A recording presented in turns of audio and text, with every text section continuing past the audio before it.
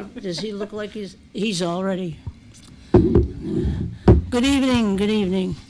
Tonight is Tuesday, February 8th, and it's just a few minutes after 7 o'clock, and the Charter Commission is ready to do some work tonight.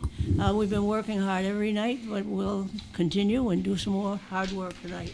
And so that indeed is the call for order. We have had a habit of making the community input either first or second on the agenda every night, and we intend to keep on with that practice. In fact, you got the brass ring this time. You're absolutely first. If there are presentations and comments from folks who are on the commission, they're going to be after you. And so there is a sign-up sheet up there, and I'm delighted to see folks here, some that we've seen before, some very regularly, and some irregularly, but we welcome you all. And with that said, is there anyone who would like to come forward and offer some words of advice and counsel to us? I think you just won. Would you, while you're signing in, what did you do to your wrist or arm? Just fighting for our schools. It's tough out here. Yeah, I bet it was raising your hand so many times in your classes. Exactly. My name is Jonathan Weinberg. I'm a member of the Concord School Board representing District B. Jonathan Weinberg, welcome to our esteemed group, and we're waiting to have you tell us what you think is important for us to know. And I'm sure you do have something after having served on the school board. You learn a lot in a hurry, don't you? Oh, truly, the first month was getting on my feet. Is today the 8th? Does anyone know? It the is. date? Awesome. Thank you so much. So the motions, I just want to say thank you all for your time. I know you're meeting every single week this month, so thank you again. The motions that I would like to look at specifically would be motions number 15 and motions number 16. Specifically in regards to motion number 15, which is the stipend. I'm very fortunate. I get to live with my family, so I don't have too many financial obligations. But I know when we see young people wanting to get more involved in the political process and civically engaged, New Hampshire's very citizen volunteer model is very, it will push people away.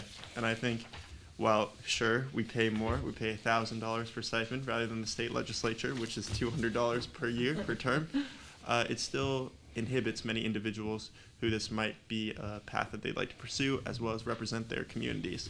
Additionally, for students that are not as young as I am, but maybe single parents, people with kids, other obligations, it also provides more prohibitive factors. So I would just like to keep that in mind, and I'm really glad that the commission is considering increasing the stipend or ungrouping it with the cities. I think that's a great thought. In regards to motion number 16, this was something I was very curious about when I was running as well.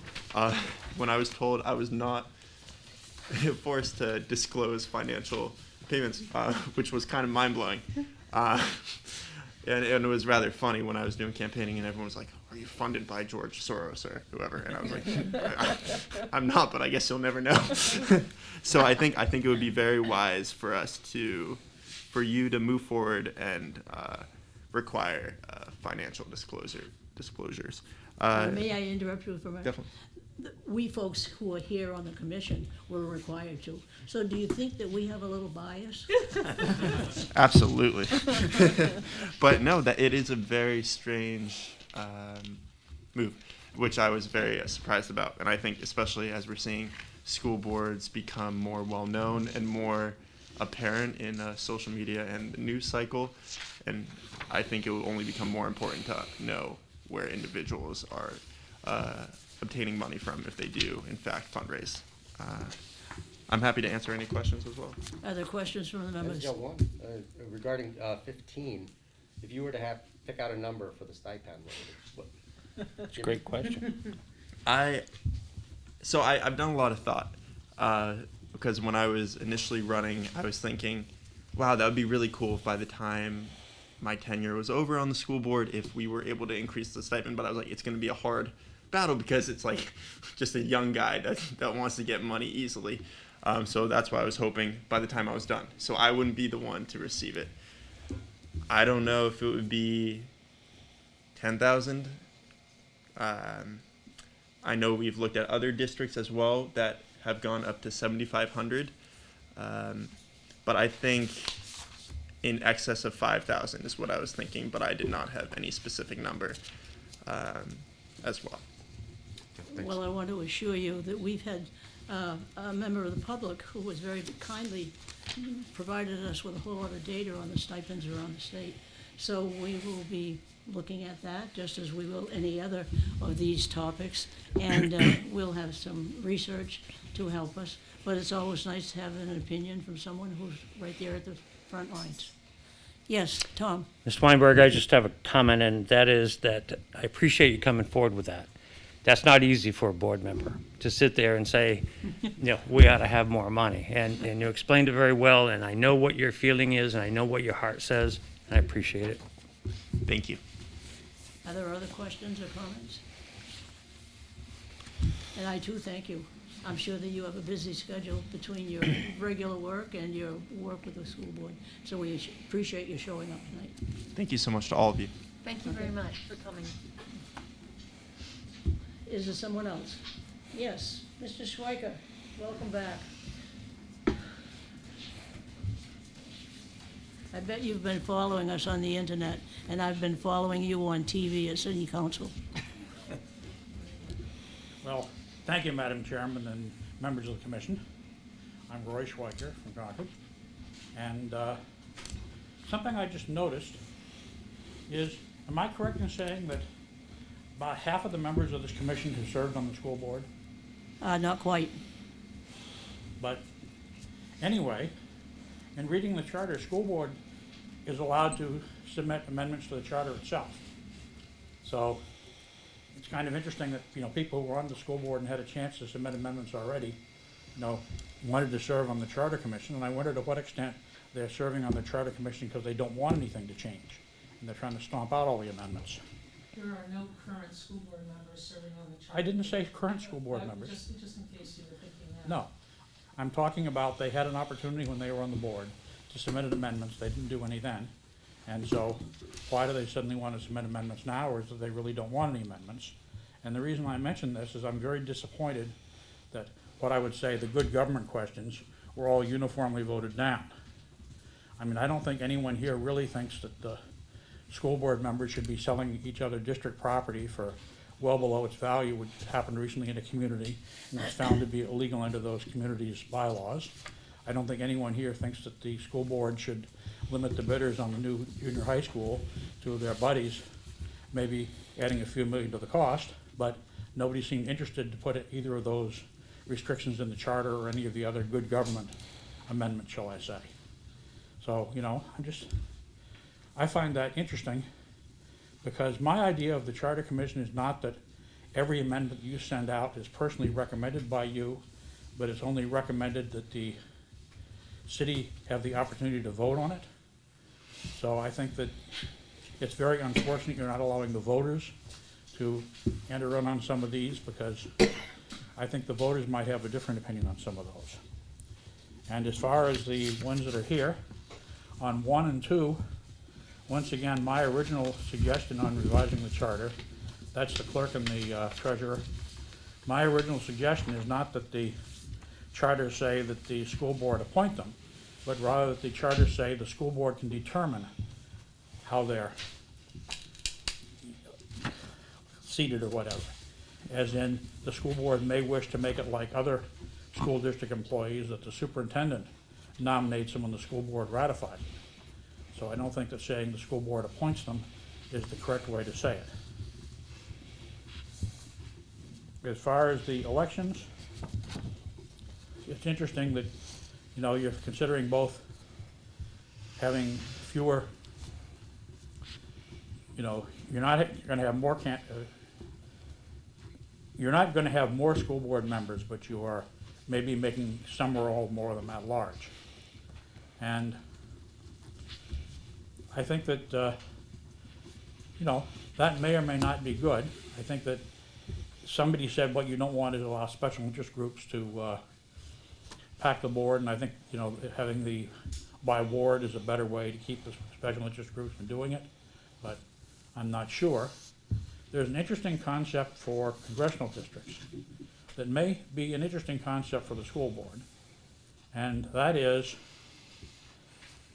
that they're talking about congressional districts be grouped into several districts together, electing, say, 5 US reps from a single district, but using preferential voting on it, because that's a chance to get minorities, get more of their people in. And I can give you a quick example in Concord, for instance. Let's say 30% of the people in Concord are Republicans. I'm not saying that's an accurate number, but you know, go with that. But all 13 of the state reps from Concord are Democrats. And if you use this preferential voting method, there would be probably 30%, or maybe 4 of those reps would be Republicans, because they'd be proportionally represented. And I don't know if anyone in the city thinks, you know, Republicans are a distressed minority group, we need to help them. But the reason that this voting concept came up for US reps is there are some minority groups, such as blacks, who are, they felt, not getting properly represented, and having this single district with preferential voting is a way to get more minorities in US reps, and would be a way to get more on the school board. So, you know, once again, I don't know if anyone wants to get into something like that right now, but it's an option to have a school board that, should we say, is more representative of the city. And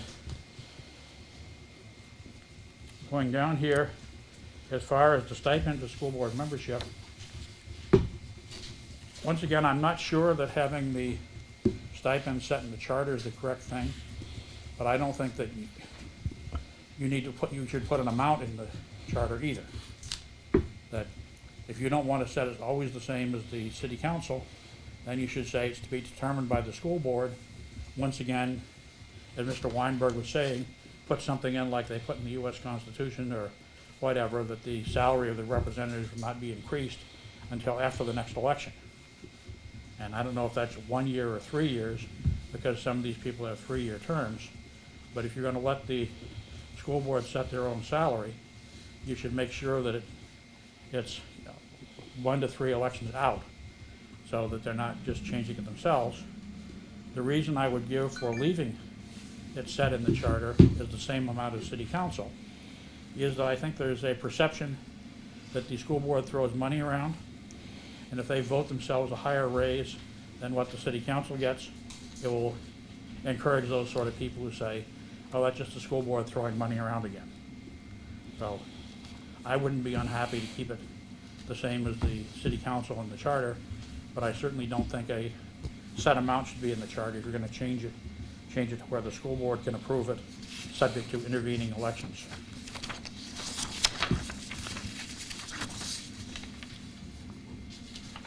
And as far as the financial disclosures, once again, what I said before that doesn't seem to be noted here is that if you're going to have financial disclosures, they should be something that can be understandable by the candidates, and something that you can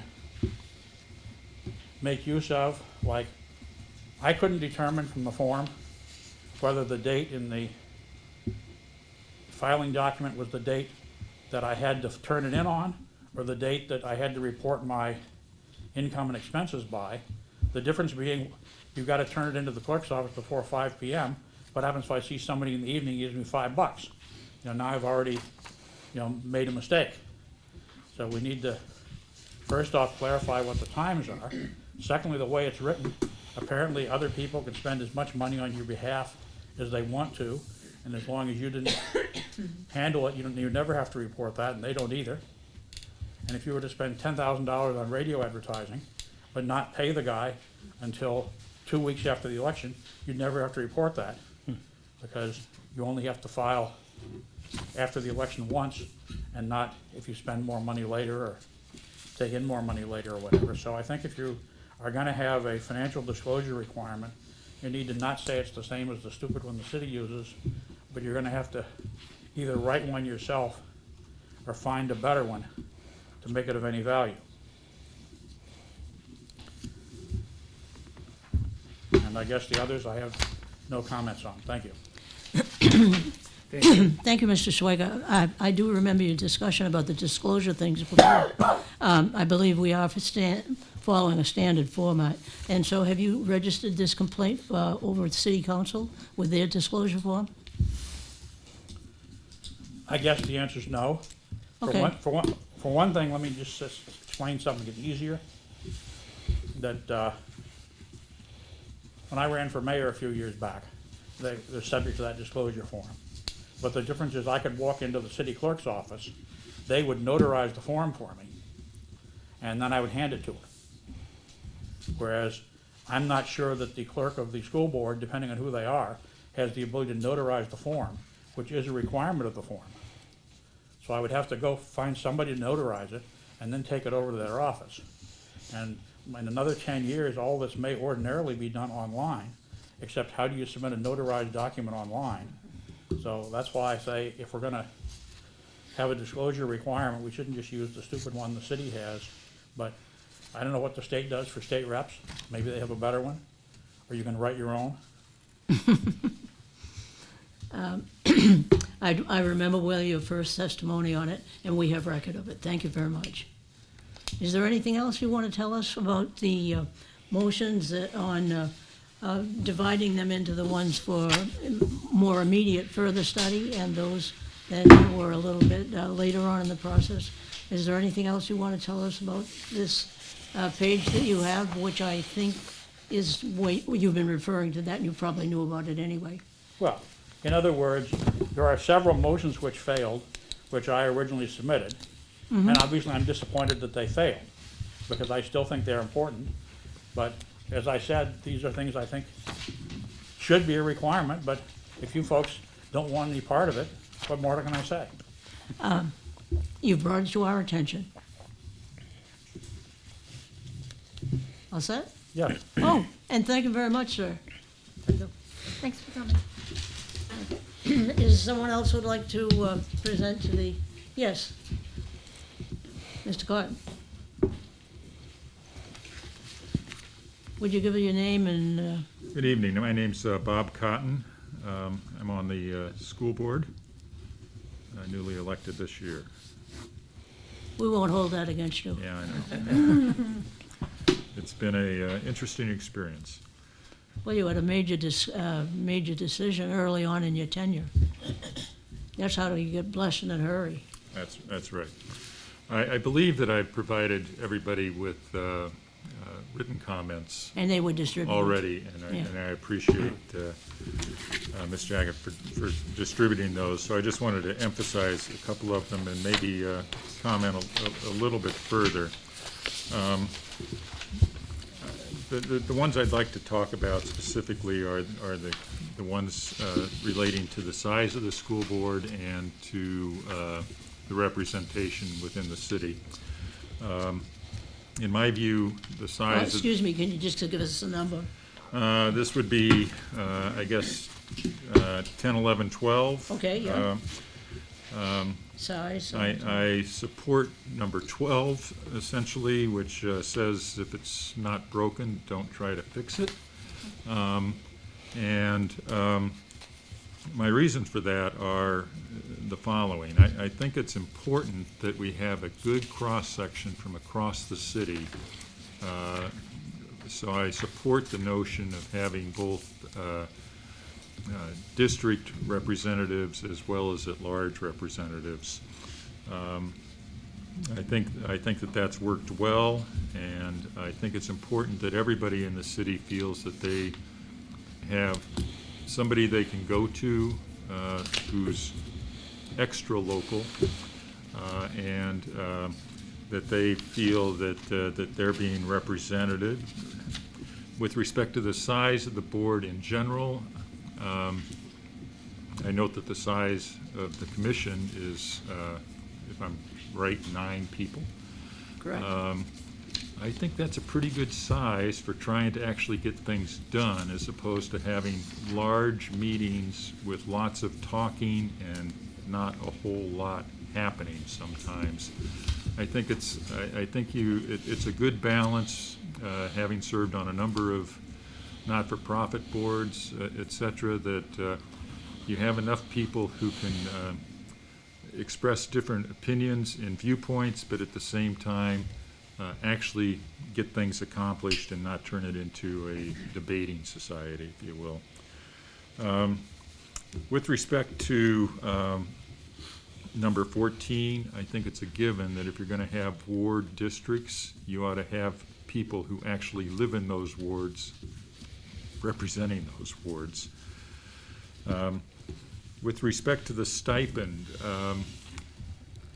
my initial thought on this was, I don't know anybody who serves on the school board or the charter commission or any place else in government particularly, well, maybe a few exceptions, who actually do this for the money. So my initial impression was, no, we really don't need to have an increase in the stipend. But listening to Mr. Weinberg and a few other comments that have been made at school board meetings, I think that there is merit in making sure that the amount that is available allows people who may have needs for childcare, for example, to be able to have that, because frankly, the school board takes an awful lot of time, and I wouldn't want people to be excluded from being able to run for the board because of the need to provide childcare, for example, for their kids when they're attending school board functions.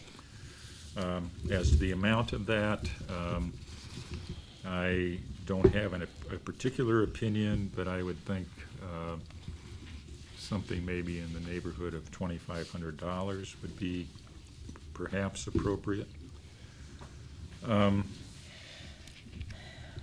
As far as financial disclosure statements, I don't know why the school board has gotten away with it as long as they have. But I'm firmly in support of open government, and if you guys have to do it, I think it's only fair that the school board has to do it.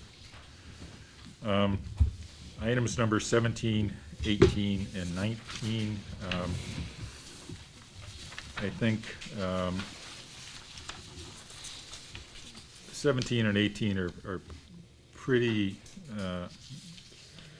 obvious to me that yes, we need to clean things up. Yes, we need to review this on a regular basis. With respect to 19, I think the ability to move boundaries ought to be at the discretion of the school board. Populations in schools change over time. The needs of the district change over time, and I wouldn't want to be locked into a situation where we have underutilized schools in some parts of town and extremely crowded schools in other parts of town. With respect to number 20, I didn't address number 20 in my written comments, because frankly, I don't know what it means. I know this isn't a question and answer session, but Well, in a sense it is. There is, in the charter, there's a lengthy process for petitioning to engage another commission. And it's very long, and it's my understanding that it's some boilerplate from another place.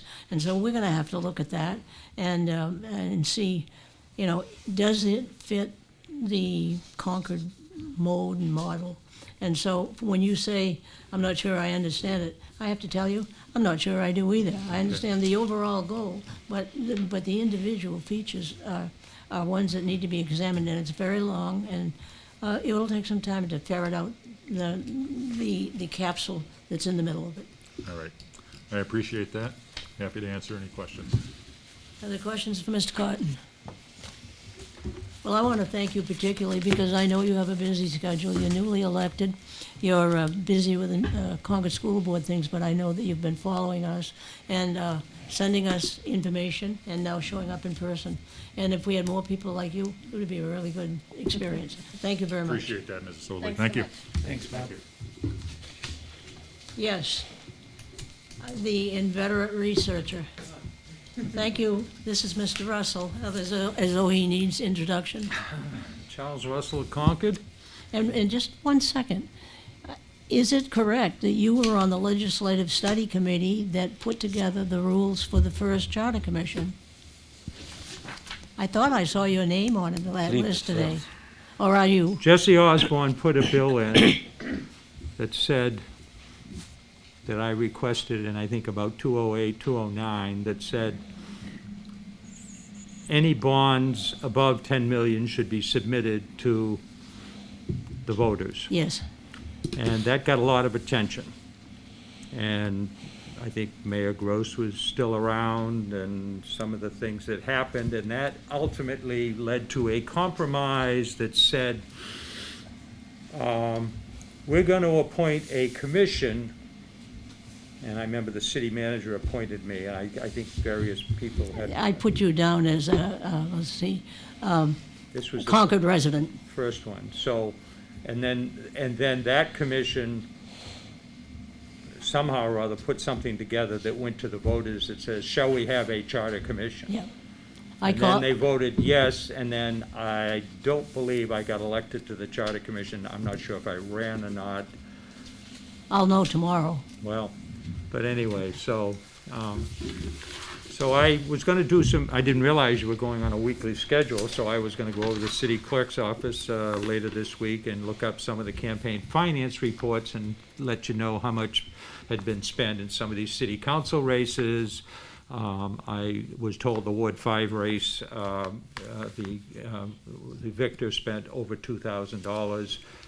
I could also look at the State House reports. It gives some idea about what type of money is there. I know in passing, I looked at the records for our current state senator, and that was a three-way race between Councilor Bouchard, the current incumbent, Whitley, and Paul Hodes, and I know that probably ran 70, it probably ran about $150,000 between the three of them for a $200 a year seat. So I don't expect that people are going to become running, spending that type of money.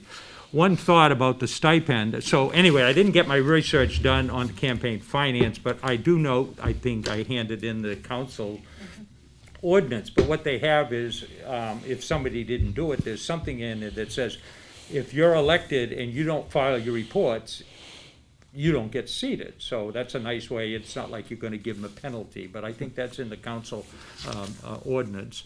On stipends, I've always been fascinated, Yankee frugality, when in the 1880s, what's that, about 140 years ago, the governor was paid $2,000 a year and state reps were paid $200 a year. I would be willing to bet the governor is probably making a lot more. But I would suggest if you look at the ratio, that might be something. And I would suggest if you're looking at potential stipends, you might want to look at when the $1,000 was set. You might want to look to see what the superintendent was making and see what that percentage is. Not that I'm saying you should follow it, but you might want to say, how much has the superintendent's salary increased over the last 20, 30, or 40 years? And at least look there and say, you know, somebody back then thought that was appropriate. So that's one idea I have. I'm not going to go dig it out. We'll leave it to others to do that. The newspaper article, which generated this big crowd here tonight, bigger than the past few weeks, seemed to say there was some question about whether ward, district A, B, or C, or at large would generate more candidates, and what would generate more interest. And through the years, I was city Democratic chair after I ran for election and never got elected, so I became city Democratic chair. We would start looking for candidates now for the fall election, you know, who's gonna run, who's in, who's gonna run again. But that's not happening because the council race, because the council and the school board races are nonpartisan, and there's nobody out there that's pushing it. But it seems to me that a press release or something could come out from the school district in June saying, we have an election this fall, there's so many at-large seats, there's so many district seats, and then whether the paper or somebody else would find out whether people are deciding to run again or to leave it as an open seat. Concord TV has done informational videos for the city. You can watch how they put the ice in Everett Arena. You can go underground and see some of the sewer pipes, Concord underground. They have a camera that goes there. I would suspect the school district could work closely with Josh and Matt and could put something together that says, this is what the school district does. This is the time commitment. These are the things. This is that. Let's do a little PR. Let's get promo. I produce hockey games and I used to have a show, but I don't put things together, but I have these ideas. But if you want more candidates, you got to get out there and promote it. You know, younger people are certainly a lot more high-tech than I am. I'm not on Facebook. I don't have all these other things. So, but they do, and you got to make it interesting to them. So I saw, I'll pass this in to, on public notice, which I think school districts have, maybe under the RSAs, it says Merrimack Valley School District, notice of time limit for filing candidacies. And then it talks about moderator, it told you what seats are open, et cetera. I'll pass that along, but it seems to me through the years, I've never seen an awful lot. And I know once the candidates in the past, Superintendent Rath, once the candidates had filed, she would have a night for those candidates to come in and sit down, and they would tell you what it's all about. Well, that should have been 3, 4, 5 months before to get the people that are interested. But I mean, I'm not sure this is something you could put in the charter, but if you're worried about not enough people running,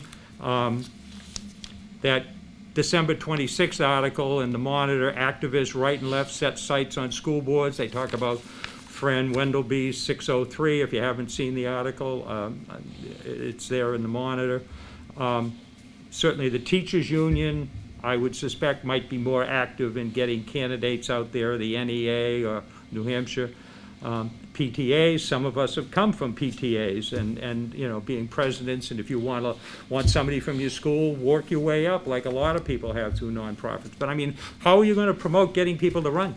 Tell them what's out there. Let them know. Find out what it is. As Jonathan says, pay them something. One thing I see, and considering I wasn't prepared, I'm talking an awful lot. Right above the stipend issue, is something that says vacancies shall be filled, this is in the charter, as herein provided or hereinafter provided. And I don't know, maybe I missed it, but I don't see anything else in there that says, how do you fill these vacancies? You know, you can have appointment from the chair, from the board, from the superintendent. You can have, I think the city says if you resign before a certain date, before July 1st, they have something. But, or from, my brother lives in Lawrence, so I hear a lot when he runs for election down there.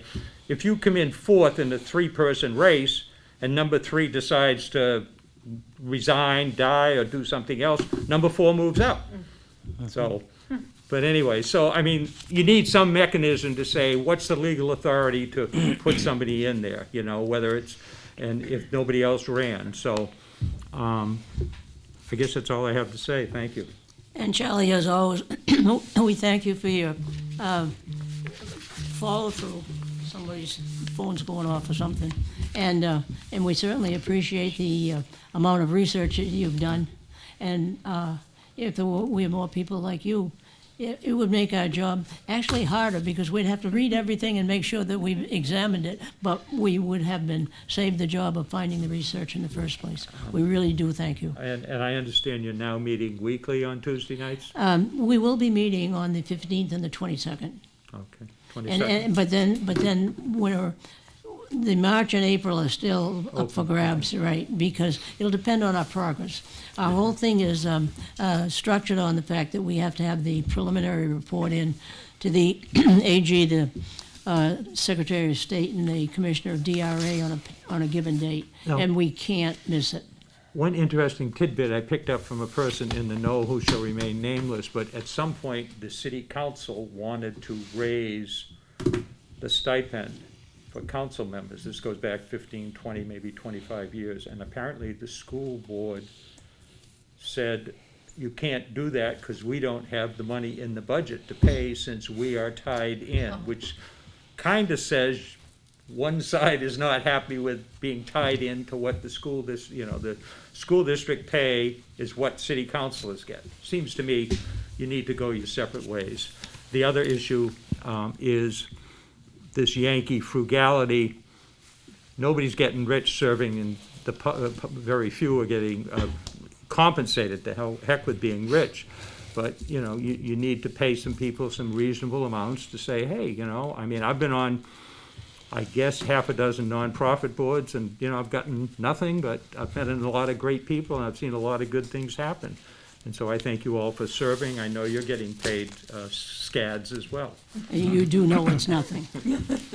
Charlie, on filling vacancies, Yes. Jim can probably answer for what they do now, but, and I don't even know where it's written, but it got to the point where the chair of the board would pick someone and the rest of the board would vote him in. Okay, I And, didn't and we see it. did go back to the voting stands to see who was next, All right. and if they were It's available. a school board policy.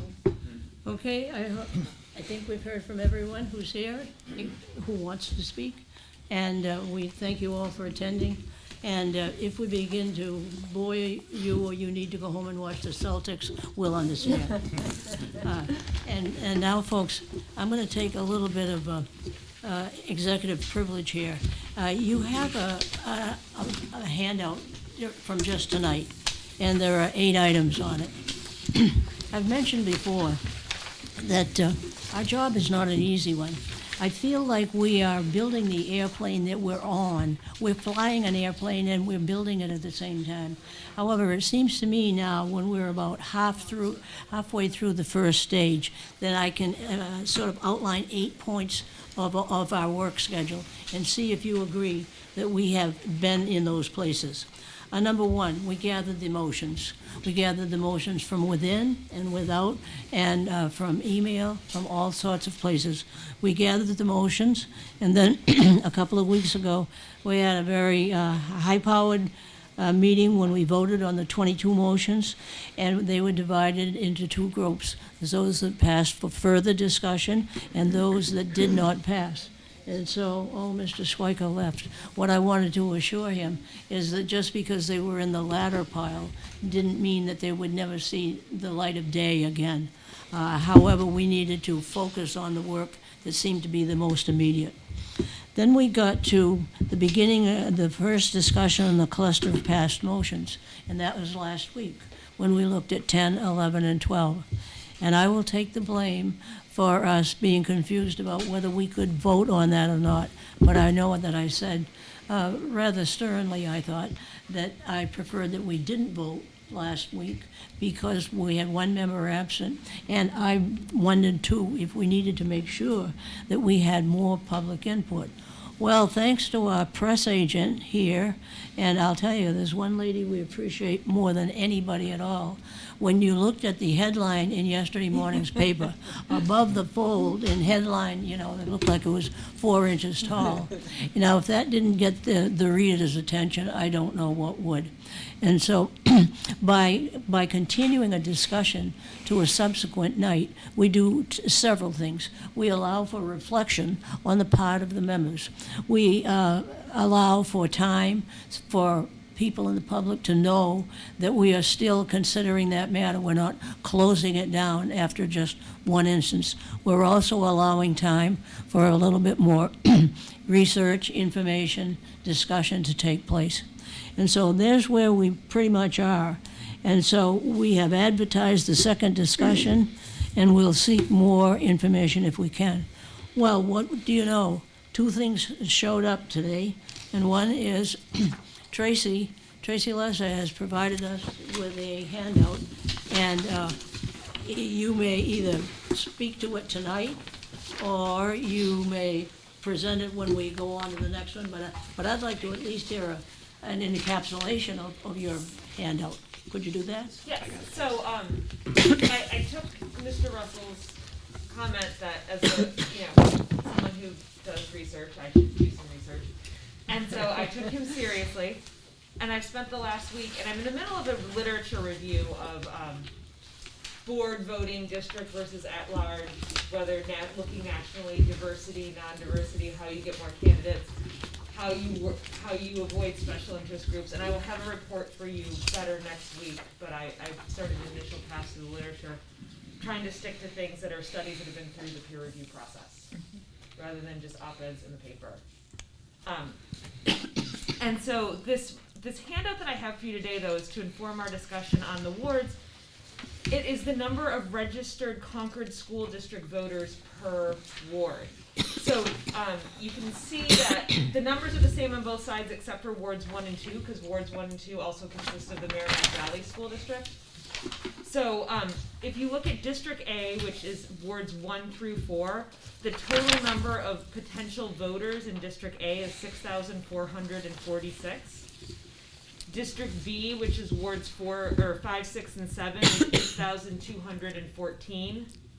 And then District C would be 8,023. So B and C are and are pretty close. A is a little low. This data is not necessarily final data because the city is in the process of redistricting the wards right now, and the city clerk did not have the new redistricting data, and so that should actually, she felt, even things back out again between the two. But I will get more information when that's available. Thank So you very just much. wanted people to have that to inform our Okay. discussion. And Don't lose this, we're gonna be using it, you can be sure of that. I'd like to go on with the list. Here we are, at 4.5 on the list, advertise the second discussion and seek more information. And tonight, we'll probably continue with first discussion on other past motions. We will move on to the second discussions for any that require it. This is a process where we seem to take 2 steps forward and 1 back, 2 forward and 1 back. But we need to be sure that we've done it right and that we've got all the parts. So we don't want to close any doors too quickly.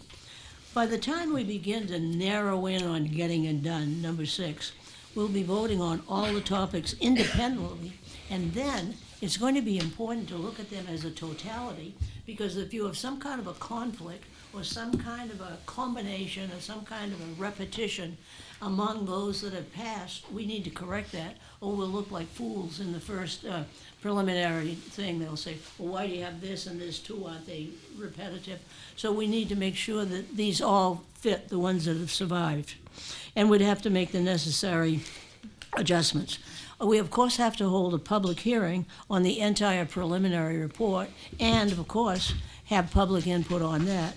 And then finally, you make the last adjustments and submit the report. Underneath 6, I have written the word March, which means the month, not the activity. And under 7 and 8, I have written the words April, meaning that that's about the time that we'll be on those. So if you feel like sometimes you will say, well, are we going to talk about that again, so to speak? Yeah, we might, because there may be new information. Whether it'll change minds or not, I don't know, and quite frankly, I don't care. But we want to make sure that we have taken in every bit of information, opinion, inference, nuance that there is out there, and factored into our thinking, and then come to a very reasoned and thorough answer to that.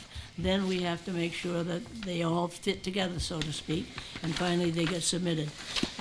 After they get submitted, it's all downhill from there, folks, because when this comes back, then we have to look at the opinions that come back, do the tidy up, make it sure that it's all right, make sure that the language is correct for the ballot that's coming out in November.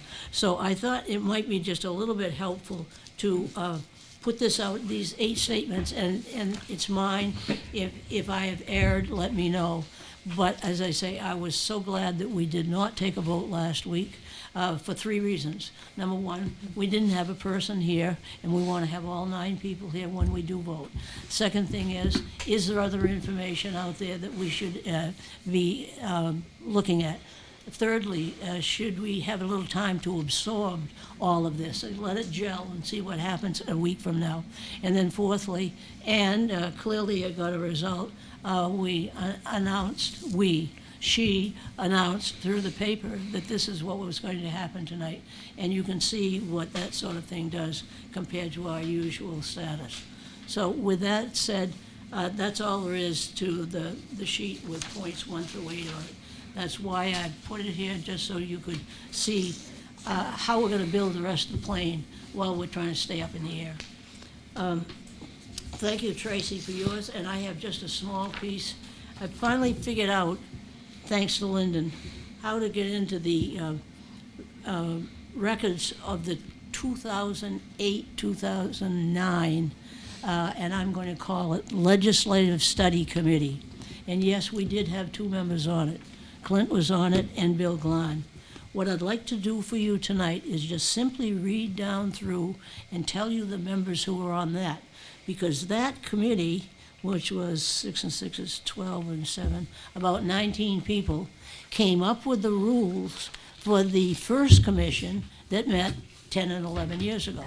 So if you understand the real genesis of it was back at the legislative study level. And indeed, the first 3 names on the list were Representative Rick Watrous, a name some of you may be familiar with, Representative Beverly Ferranti, and Senator Sylvia Larson. So those were the 3 members from the legislature. Then we had from the city council and then the city side, the person who ended up as vice chair, Steve Shurtleff, Mayor Jim Boulay, and Anthony Tenzer.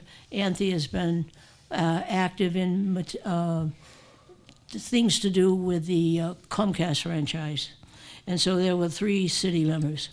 And then I had listed already, is Charlie still there? Charlie Russell and Charles Douglas and Maureen Redmond Scorer. I listed those 3 as Concord residents. And then, let me see, there were 4 school-related. The school chairperson at the time, Kess Ardinger, member Clint Cogswell, PTO President P. O'Shea, who ended up being the secretary, and former board member and member of our commission, Bill Glan. And let me see. Oh, and Maureen was elected the chairperson of that very large committee. So I just give you those names to understand how big that legislative study committee was, and I keep saying those words. It was put in place by the legislature. These were appointed people, and it was a study committee. And what they came up with was the means of electing the people who came to the first charter commission, and as they say, in 2010 and 2011. And the rules by which. So it was at that time, and now you're saying, so Betty, why are you telling us all this? Well, I'm telling you all this because it was the Legislative Study Committee that came up with the format for election, the ward district format. It had never been seen in Concord before. That's the hook. And I got so excited when I found it because I thought, I've been trying to figure this out. I felt like an archaeologist, and I didn't know in which level of excavation I was. And so now you understand who the committee is, how they got there, how many were there, where they came from, and what are some of the things that they did that affect us now. And with that, I'll close that all. Okay. Are there any questions, Tom? Just one. I want to go back to your numbers 1 through 8. Okay. But just on number 5, you mentioned the phrase "won't close any doors," and I think that means, but I want to put it out there for everyone to hear, that even if we have a motion that we have heretofore discarded, if someone or some group feels very strongly about it, now that we're starting to get a little more press and a little more traction out in the community, Experience. they can still, right, they can still come forward with that, and it can be brought again for reconsideration. I feel I know this board well enough already that nothing will be thrown off the table and left there. Is that satisfactory with everyone? That was the intent. That was the intent of it, and I think that it sounds fair and thorough. And as I say, you probably some nights are gonna feel so, well, what did we get done tonight? But I found it's a this. Let me see. 2 weeks ago, after we did the motions business, I went home and my husband said to me, well, so how'd it go? I said, couldn't have been better. I mean, I was on a high. And then when I got home last week, he took one look at me and he said, I'm not even gonna ask you. Because I felt like I wasn't timely enough in this workflow sheet to explain that sometimes we do go 2 steps forward and 1 back and 2 forward and 1 back. But in the effort to be thorough and fair and careful and don't close any doors too quickly, I believe that it's so. So if you share my frustration at times, have a glass of water. And when you get home, have your favorite tea. But whatever. That was the reason that I put it out, and I'm really glad for that question, because I think, as I saw nods around the table, that in theory we do agree that we need to do this. And so, with that, according to this schedule, then, what this says is now we're going to be looking at other things. So I have pulled out my motions which passed sheet, but if you have just the motions, it doesn't matter. And I'm looking at this and saying, well, let's see, we've done motions 1 and 2, and I need to tell you that the difficulty that we're facing tonight is we have 2 of our star legal people not here. And we will be having an executive session just before the adjournment, so that we won't go into executive session and then come back out, relating to something to which we assigned a task for Kate and the 2 bills, and we're going to be talking about that in the in the executive session. Now, there's a big gap between motion 2 and motion 10. So if you want to look at them, motions numbers 3 through 9 failed on the first round. But as Tom said, that doesn't mean they're dead in the water. There still could be life, but for the moment, they are in the pile that is considered, it failed on the first round. So as you look down through them and see motion 3 about financial autonomy, I need to tell you that with the last election in, it would have been November of 2011, the key issue was autonomy. It was question number 1 on the referendum questions. And look what happened. Not only did it get voted in, but in the years that have come since, we have had a wonderful adoption of the autonomy issue. And I believe that the reason most of us said we don't need to talk about it is because we don't need to talk about it. That was item number 1. And now, guess who was number 2 10 years ago? Ward district voting. And so who's the star this year? Ward district voting versus at large. So you can see how these things evolve over time. Motion 4, let me see, the bond issue, that was sort of like autonomy. It went along with it. It was passed. It's not been an issue since. We said we don't need to talk about it anymore. Motion 5, that was one of the topics that didn't have as much merit, rationally speaking, and actually legally speaking too as well. That was the idea of employment negotiations. Motion 6, That was referred to by Mr. Swiker, and the business about selling real estate. And I believe that he may not be aware of the practice and policy that's carried out in the district for the sale of real estate. I wasn't about to get into that tonight because it's not my place to debate him. But I think that most of us understood that. Motion number 7, tax increment financing. There are some people on the board who have a modest interest in that, but I think what we need to hear from more than anything else is, and think about, is the overall city-school relationship. It's a very complex one, because we're the highest taxers in the entire residential tax thing. The other parts, of course, are the state and the county. And so there is a relationship, if you will, between the city and the school, and one that's formalized through a committee, and one that's informal too, in that they work together for bonding and other things. And quite frankly, although I'm interested in it, I don't want to fall on my sword on it. And so I don't know other people's reasons for saying we didn't want to discuss it before, but that's what happened. Let me see. Motion 8, request for proposals. Some of these things came up because people don't always understand what the existing process is in the school, and therefore they bring it up as an issue, and we didn't believe it was. And then finally, let's see, there was the question of the number of school board members. I think that a lot of us had heard already before that night many different feelings, opinions, and some of us had been part of it. The question was how many people had been on school board, and if I count right, it was 5. Tom, Nancy, Clint, Bill Glenn, and myself. So it was just over half the group rather than just under.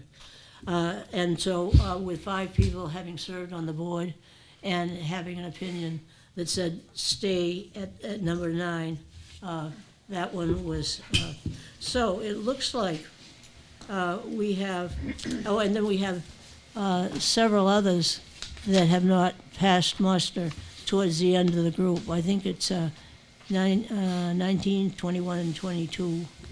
So there are about, I don't know, a few of these, and we could approach them tonight from the motions that passed list for our first discussion. And so I would ask you to be patient with us and just put it out there, start talking about it, see if we can muster up some interest for other people to come in and give their opinions, see if we can find people who want to bring back something next time. Is that agreeable with the group? We've got to do these sometime. And so, oh, and then the next thing is, when we get Bill and Bill back here next week and the next, and probably forever, we will be able to decide about the ones that we are ready to vote on. But unless something's an absolute no-brainer, my preference would be that we would spend more than one night talking about it in order to give other people a chance to appear at that seat, and in order to give members of our group a chance to do research. If all of a sudden they say, well, you know, there's something we don't know, and I think I can find it out. And if they could come back with that, it would be helpful. So, with your permission, I think we go by 1 and 2 because we've already been there. And then we go from 3 to 9, are not on our list of to-dos. And then 10 through 12. If there's anyone who wants to add anything tonight on 10 through 12, okay. Otherwise, we'll wait for the 2 gentlemen to return and take our second whack at it. And so, if there's no one who wants to speak to the cluster of 10 through 12, I think that, and 13 failed, that brings us to motion number 14, to recommend further work that would clarify the school board candidates or members from wards must always be residents of the ward. It's called the ward residency question, and if you have your charter here, you could look at the exact words. And while you're looking for that, I want to tell you one more thing, and then I hope to stop talking. An interesting question was raised the other day, or the other night, and it went like this, that if someone was a legitimate winner from a particular ward in a ward district election year, and sometime in the next 3 years, that person moved, the question was, do they have to give up their seat because they moved out of the ward? But what if they moved to somewhere else in the district? Now, clearly, if they move to Salisbury, they're gone. You know, that's out of the district. The question is, can a legitimate ward elected board member move within his or her district, or how, is it necessary for us to clarify that? Can I, Betty, I just want to make sure I'm understanding the words you're using properly. When you say district, do you mean the Concord School District, or do you mean? Oh, no, district I'm calling district, the 1 through 4. So A, B, C. Yeah, right, the district, as a term is, when someone introduced themselves as, I come from District District 3. A, yeah, right. So I never understood it to mean that if you, if you lived in Ward 10 and were elected to District C, to fill that District C seat, if you moved to Ward 9, which is also part of District C, you had to resign. I understood it as if you moved across town into a different district, that was where the real Right. question was. But Because the- you aren't voted. But the interesting thing was, this actually happened, and you may know it. Yeah, Jim's nodding his head. This actually happened. Someone who was elected from a ward specifically bought a home in the same district, 8, 9, 10, so that that person would still be considered having evolved from the same district, if not the same precise ward within the district. And the question is, well, it's a two-part question, you know, how do you feel about it? And then the second thing is, do we need to fix the language? Right, and, I mean, it has happened, I filled somebody's seat who moved from, right, Jim? From, Yeah. one ward Within the district? and district to a Yeah. different ward in a different district. She ran at large, and I ran for her seat to fill the 1 year. That's That's as far as I That was feel. clear, I I guess. feel that was very clear, very legal, very, you know, no problem. It- But I'm asking the question, do we need to clarify it in the charter? Right. I mean, we can talk about the legalities and the You know where it fairness. is in the charter, Kate? I was looking No. for it. I believe it's just not No, section 2, where A, B, B and C actually, it just says one person from school voting district B, et cetera. I don't know that it is, it cites it anywhere else. Okay. Can you tell me what page in the 14-page charter it's on? Page 1 and 2, so it would Oh. be section 2, Elections. B, 2, 1B, the last paragraph on page 1. Beginning with the November Yeah. 2013 election, one person from school voting district A. So the word "from" is the only word that seems to refer to residency of. But it says of the district, not of the ward. Correct. Yeah, I don't think I think Well- that the situation that we're talking about, I don't see there's any issue with that at all, the person who moved within, Right, if, even as written. If right. you move from 2 to 3, you're fine, but if you move Yeah. from 5 to 6, Right, from 3 to if you 7, leave that's an districts, issue. if you leave District A and move to District B, that's where the question arises. Yeah. And if you stay within District A, It doesn't matter. but you change wards, then it doesn't matter because you're representing that district. I'm not disagreeing with you. Yeah. I'm only saying that the issue Doesn't came need up to be as a clarified. clarification Yeah. of language, and was everyone happy with what's Yeah. there? I'm sorry, read section 5, number 2, actually, no, number 5. Can I read it out loud? Yes. Yes, please.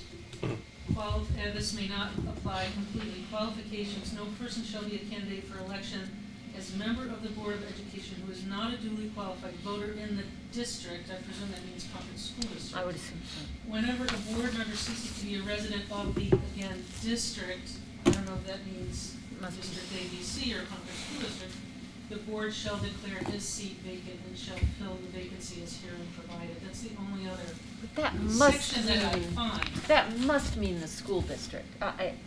It does. That's unfortunate that the word district has two Has meanings. used in different- The entire district of the Concord School District or wards 1 through 4.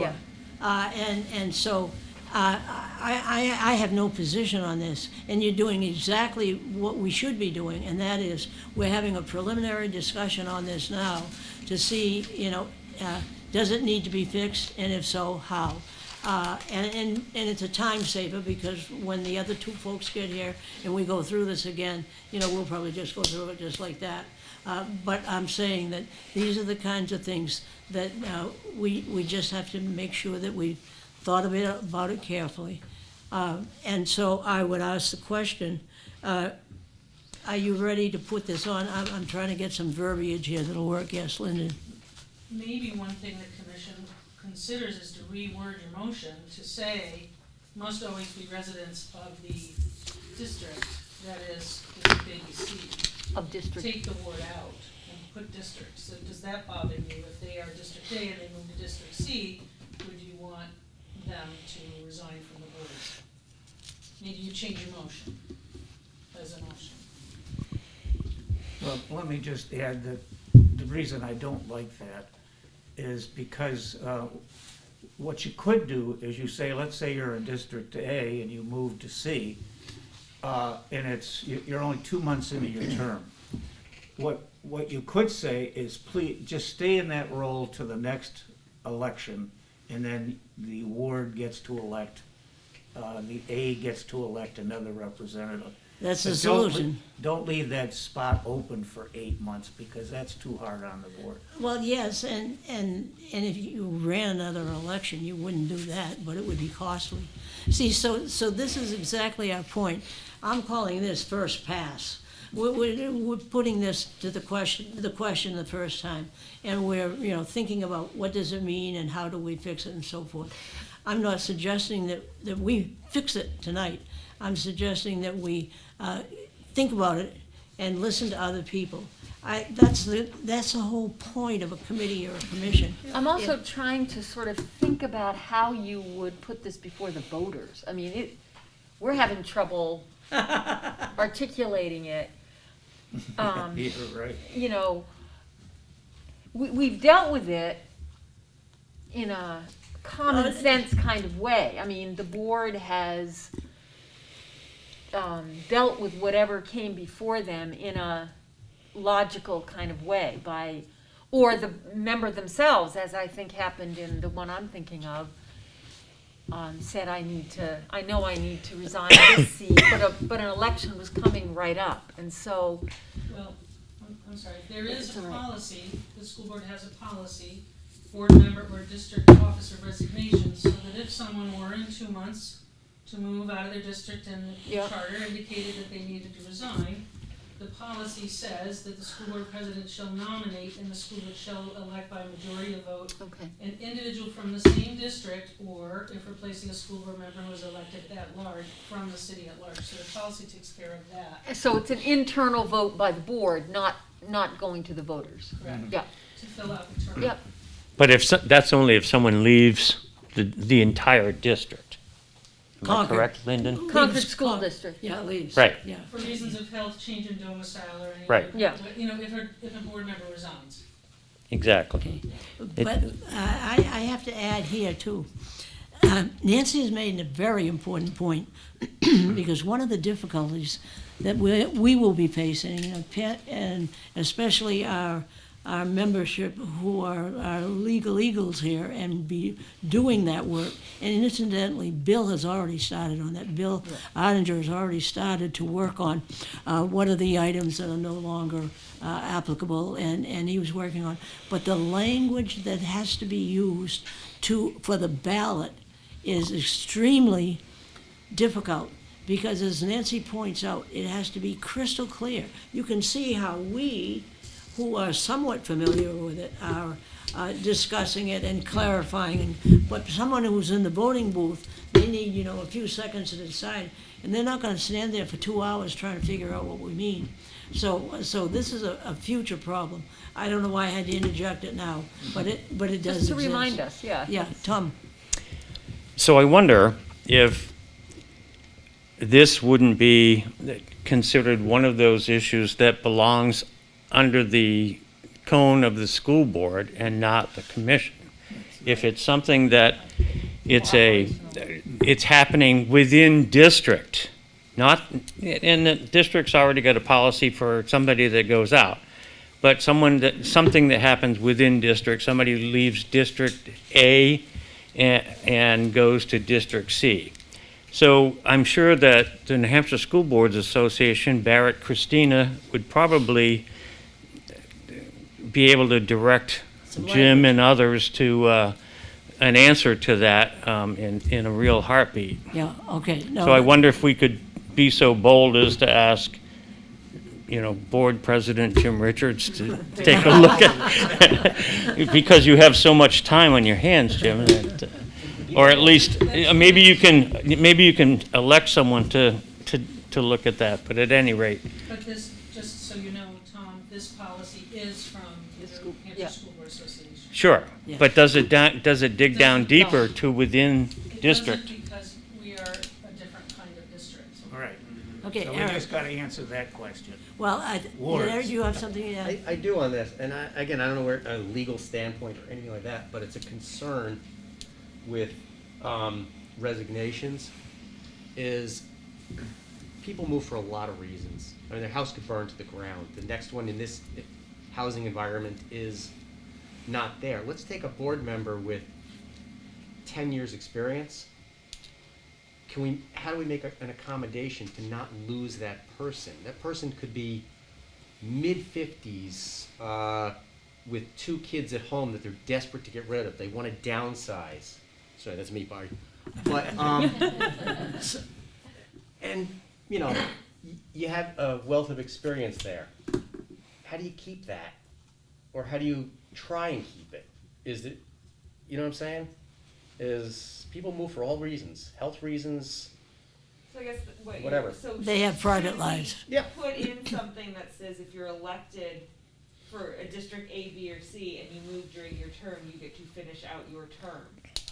Again, And I just, then you would have to run to whatever, as long as you didn't leave the school district. It's unfortunate that the word district is used twice. And In a with- lot of yeah. literature, school districts have moved to zones, because it clarifies district versus district. That's a great idea, actually. Speaking of zone A, B's, yeah, I just hate to lose the knowledge base, Right, you hate to lose someone if something, especially if we're renting and Yeah. their lease came up whatever and they're reason. forced to move to a new property. somebody has a Sure. health thing, they have to go to a nursing home, and that's Yeah, Heritage Heights, and they don't live there, but they're perfectly capable of running or carrying out their duties. right. Just So I guess that's the question is, do we want to make a provision that if someone who's currently on the school board was elected in one of our district A, B, or C, and moves to a different district A, B, or C, is allowed to finish out their term, as long as they're a resident of the ward on election day? And I would add too, that person would have a chance to run again as a school board member, either in another district or an at-large, right. depending on the year. yes. Right. Okay. Well, this is exactly what we should be doing. We're taking a first pass at these things, and we were throwing out a lot of ideas, and there's a lot of energy in the room. Watch out, you might get electrocuted. And so I'm gonna say, I think that we've talked about this enough, and I'm anxious to see if for the first pass. Yeah. Yeah, okay, and I'm anxious to go to number 15, and I'm glad that we have people here who have staying power, because 15 is the school board stipend question. So, air it out, first pass, ladies and gentlemen. What do you think? I'm all for increasing it for the reason that this young fellow said, and for other reasons, and I think, I don't know who threw out the number 2,500, but I really like that number. But Well, I guess the I got question, married. Well, can we talk about it in global ideas? Right. The question is, what do we think a stipend is, and what should it be? Should it be adjusted every 10 years or something? And should it have a relationship to the stipend that's given at city council? I mean, See- so I'm raising a lot of right. questions. I guess that's the point that I would make, is that I think there are several issues here. I think tying it to city council, to me, doesn't make sense. Okay. If it ever did, I'm not sure it does now. We are an independent entity, and we have our own budget and our own budgetary oversight. So that part, to me, actually is fairly easy in my mind. The other question that I have is whether the charter should actually, I'm intrigued by the idea of the charter not stipulating an amount, and there being a different way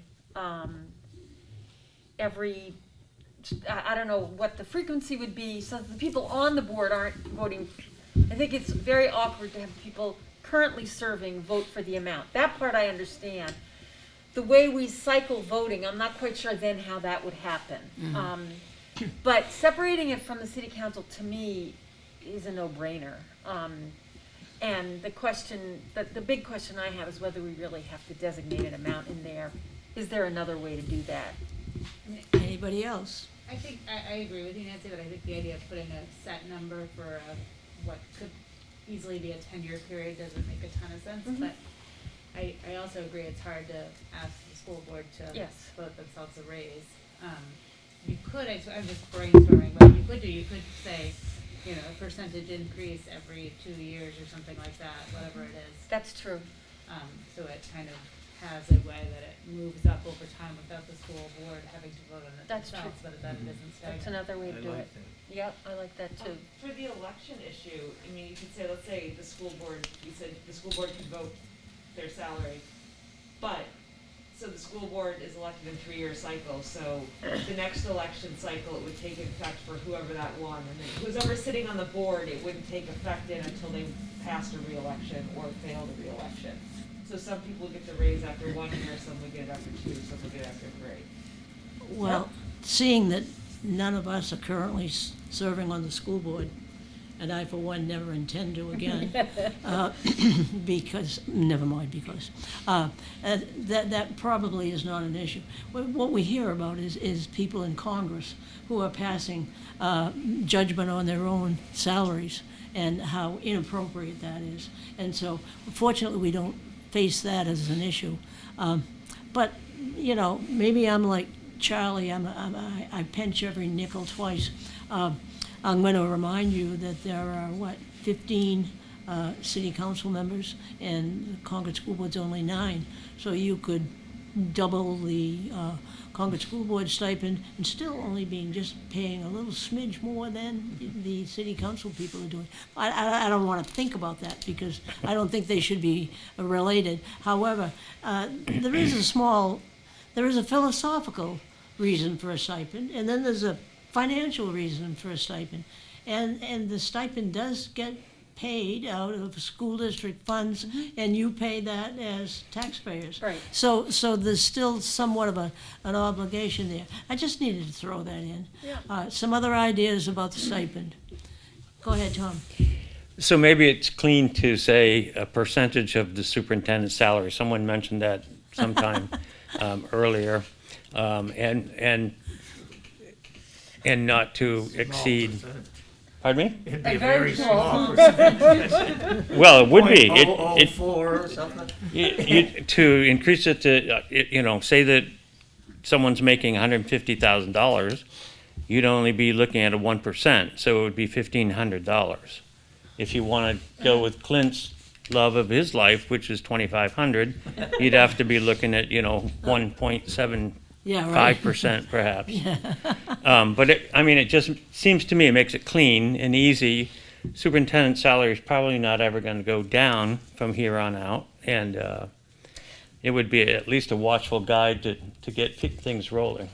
I guess there's something about equating the superintendent's salary which is a salary, with a stipend, which is not a salary. But, I mean, I think we need to be really careful that it's not a salary. God knows it's not a salary. But I understand Charlie's point and your point about looking at the relationship, but I don't know if that's a good Way to approach it. or a good image for discussion. I don't know. Jim had his hand up, Betty. I don't know if you want to. I shouldn't say that, but I would just like, not to interrupt. Yeah.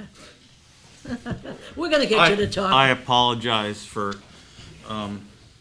interrupting in a non-public item, No, but stay right there. I just want to point out that the school board sets the superintendent's salary. So Correct. I'm not sure Well, that's well, a well. good That's idea And to even say more that if important we reason- raise the superintendent's salary, we would get more money to be, Suddenly not, she's making too not that, Yeah. not that, Let's separate not those that things is out. easy money in any way, and the school board certainly puts in a lot of hours, but I think the optics of that, and I would have a little bit of a problem, I think. and I don't so- know if that's Interesting. good. Good point, Mr. Thank you, Jim, Richards. for that. You're welcome, and I will sign my name we here. thank you for that. I should have known that, and brought We it all up. should have known it. Yeah, but- we all should have Yeah. known that, right, yeah. Yeah, How soon we forget. and perception is extremely It is, important. yeah. I can tell you who would be the first person here to how shall I say, criticize that method, and it's not you. Thank you. Okay, we're doing great. We're just doing great. I mean, we're getting into this, we're getting out the obvious and the less obvious things. Is there any more that, The only other thing that I would say, Betty, is, and I don't remember. While you're looking that up, I just wanted to point out that Betty most of her life has been a teacher, and you notice every 5 minutes she's telling us what a good job we're doing. Right. That's all. Well, what I was gonna say is the handout that Charlie gave us that I can't put my hands on it this second about well, other districts. yes, in oh, the- yeah, the data. In the state. Yeah, it's six, I think it was something like 43%, or I think that's about right, but see, of districts in the state pay $1,000 or less. So I think for us to look at that again, when we Yeah. come back to well, discuss this another time. that's exactly why we say things need a second pass. Yeah. Because there's so many ways to absorb information. Among the 9 of us, plus Lyndon's help, especially with policy, plus people here who have absolutely wonderful knowledge, plus what we have by email, plus what you've had sent to you. There's an awful lot of stuff. And you could spend an afternoon just processing all this stuff, this information, this input, and categorizing it with the numbers. And so that's why it's critical that we, you may feel like you're deluged by paper. I do. It took me a half an hour tonight to pack my bag to come here. And I pack it in the order of the issues that are coming up.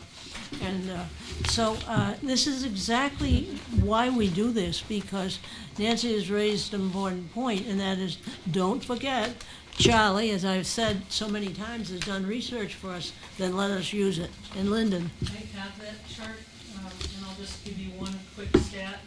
45 New Hampshire school boards pay more than the Concord stipend. 289 school districts in New Hampshire pay less. Okay. I So got I'm not doing it. percentages, just actual numbers. And I think that we also have to take into account that the Concord is a large school district. Yes. It's a complicated school district. We have a diverse student population and not necessarily diverse school board. Our board doesn't match our population, and I think that we need to be cognizant of making it so that people can be on the school board and volunteer, but that doesn't cost them money to do so. That it doesn't cost them childcare money. Especially if you're paying, the average person in this city is paying $15,000 a year for childcare during the day, and then if you have to add on childcare expenses at night. and Tracy, I believe a lot of people agree with you that we need to make certain, in order to get the best mix and the best group of people, we need to have an election system that is user-friendly and offers incentives to do it, aside from their own goodwill and their own willingness to pass time. I'm gonna push us along just a little bit. Okay, I'm looking at number 16, it's come up a couple of times. Can I just think on one thing on motion 15? Yeah, go ahead. Yeah, not getting into the optics of it, you know, you go from 1,000 to 2,000, that's a 100% increase. But I don't know how many, you have a decimal point with a whole boatload of zeros and a 1 in relation to that, what that $1,000 represents to the school district budget. Oh, yeah. It's literally nothing. Not any taxpayer is ever gonna see an extra $9,000 in sum on a $90 million budget. It's, I mean, it's a lot of zeros. So, hold that idea for second pass. I said Because that, it's because, you know, seriously, that's what we're trying to do tonight, is, you know, take the first pass, get some ideas out there, listen to other people, and then have a chance to reflect on it, absorb it, and bring it back. Okay, I am pushing motion 16, financial disclosures. I think we could all say the obvious. You know, and to be perfectly honest, my feeling was, if we had to do it, you know, why didn't they? Yeah. How could that? That's a real no-brainer, I think. Yeah, that's a no-brainer. We're all in there. Yeah. And we can quibble about The form and the, yeah, right. But the issue is, will it be required? Is there a format? Will it be the same for all people? The answer is yes. So, there aren't too many things in this world that are no-brainers, but I think we're pretty. One of them.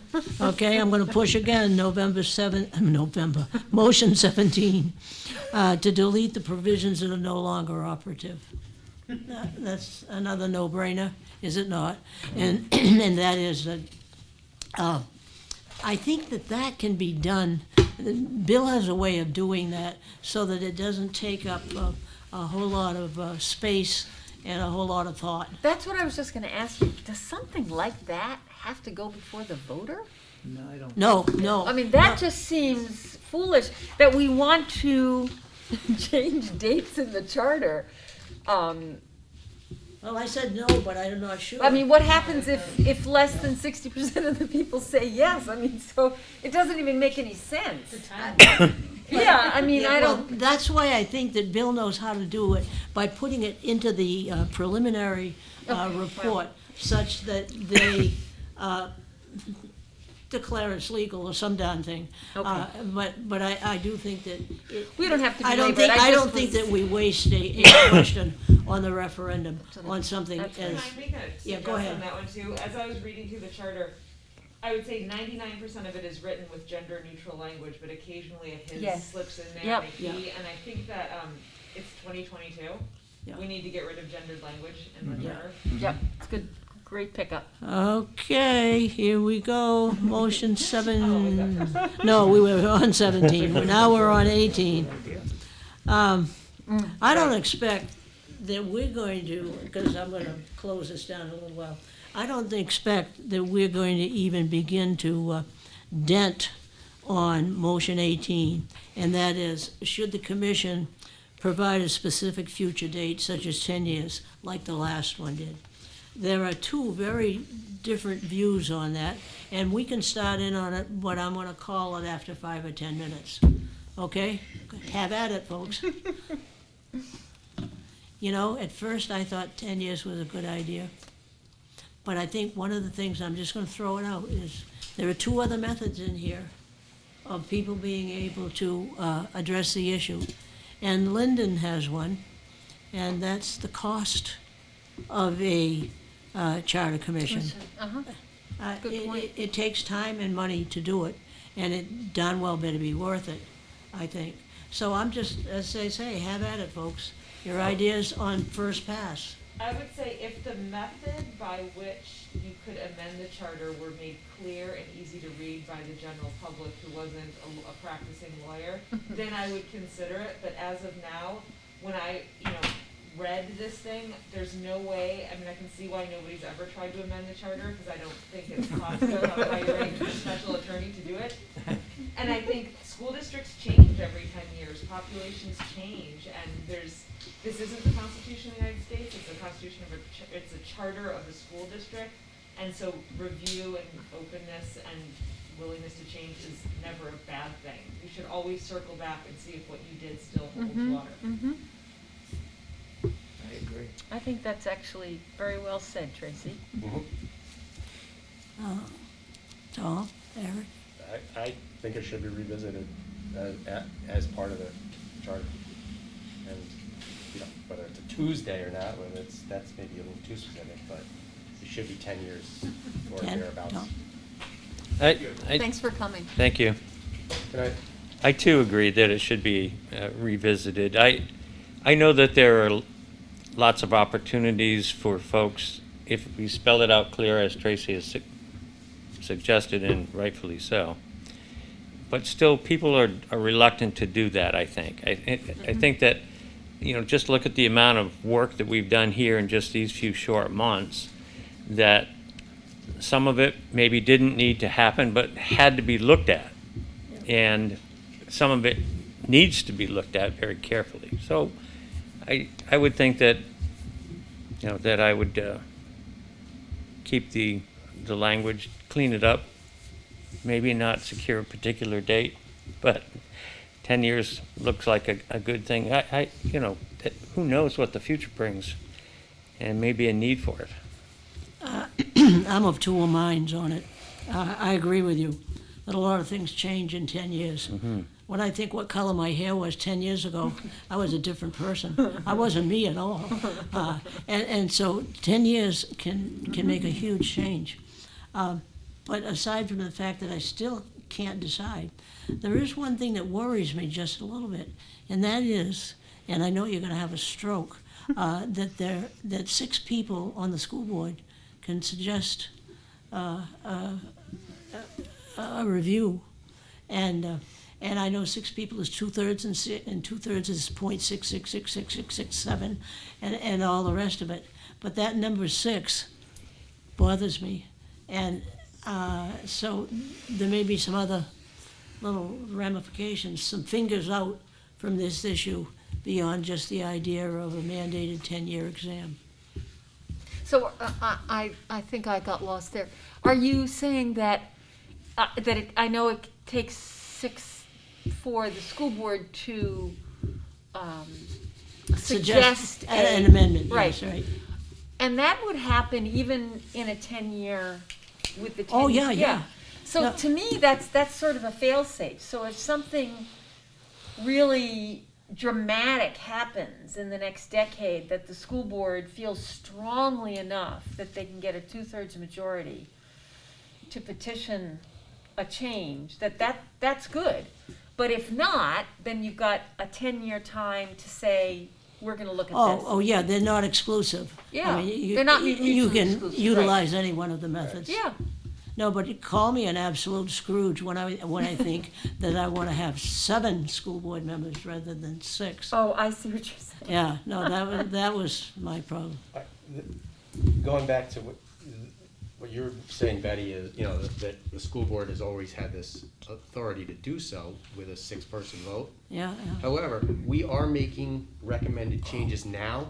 yeah. Where was, and I'm not, this is an attack on anybody, but where was the school board over the last 10 years doing any of these changes? Okay, it's just slipped under the radar, it's whatever, and here we're saying, okay, we gotta do number 17, that's just simple cleanup, housekeeping. We're saying, you know, disclosures. Yes, it could always have been done, Oh, yeah. but it wasn't. They So, have too much to do in the day-to-day Yeah. operation. Yeah. of the school Sure. district. It's They're so- not gonna change And the they charter. knew that they're in 10 In years, 10 they would get a someone's- review. Someone's circling Right. back. Yeah, I to think that. that's really true. It's- And I not- guess it's- that's what I was, sorry, Eric. Yeah, right. No, I think that's what I was pointing at Absolutely. when I was saying that, you know, people don't do that. They just don't come forward. Maybe the issue is too single. You know, it's too much of a small issue to Yeah. make that sort of move. But when you get 22, you know, as we had, you know, then it makes it worth it. You're going to get sick of me hearing saying 7, but I'm going to tell you where 7 is. A lot of people don't know or don't remember that when the budget passed on a preliminary basis in March or April, the number for approval is 5, and guess what? That goes up to 7 when you get to September or October. And you remember Jack Dunn sitting here and saying, that's a high standard. He said, but we appreciate having a high standard Yeah. because we have the right to do our bonding in an autonomous sort of way, one without a referendum. So I'm just saying that, you know, as we sit here and ponder these things, there's so many things you have to think about. You know, it's sort of like, what's the outreach? Where does it go next? And if there's one thing I learned from being in the legislature, and there wasn't much, is the law of unintended consequences. So often you pass something, you just think, oh God, this is the best thing since sliced bread. And then guess what? Another 2 or 3 or 4 years, and all of a sudden you say, where were our heads when we did that? We never thought of X or Y or Z. So, you know, from the spiritedness of what's taken place here in the last 45 minutes or so, that's not going to happen here because, you know, we are thinking about all the different things and how they spread out and how they affect one another.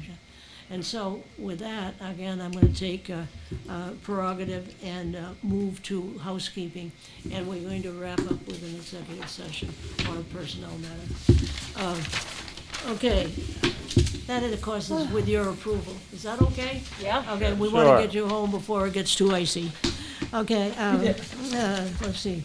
The first thing we need to do for housekeeping is to have a motion to accept the minutes or to correct the minutes. Do I hear from you on that? The minutes from last time. Move for Second? approval. Oh, and there's a second from Nancy, thank you very much. Are there any errors, omissions, corrections of any kind? Then I'll call the question, those in favor of approving the minutes from, I'll get it right here sooner or later, November 1st, will please say aye. Aye. Are there any opposed? The answer is no, no abstentions. The minutes are therefore approved. I guess what I'll just ask at this point, it seems like we did yeoman work here tonight in a hurry, but it was thoughtful and helpful and a good first pass. So I think that it's really quite clear what we'll be doing next time, and maybe for the next 2 meetings, in which case we'll stay pretty much to our guidelines, and that is, if during the rest of February, and even the first meeting in March, we can go to second pass on all of these issues, and if there are any of you out there who are incentivized to bring in material like Tracy did, that will help us in our second pass discussion, please feel free, absolutely feel free. So our agenda is quite clear for December, darn it, I don't know what month it is, November 15th and 22nd, that we will be taking second pass on virtually all of the issues.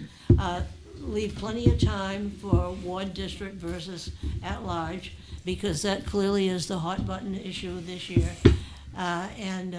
So then we'll move on into actually how we're going to choose.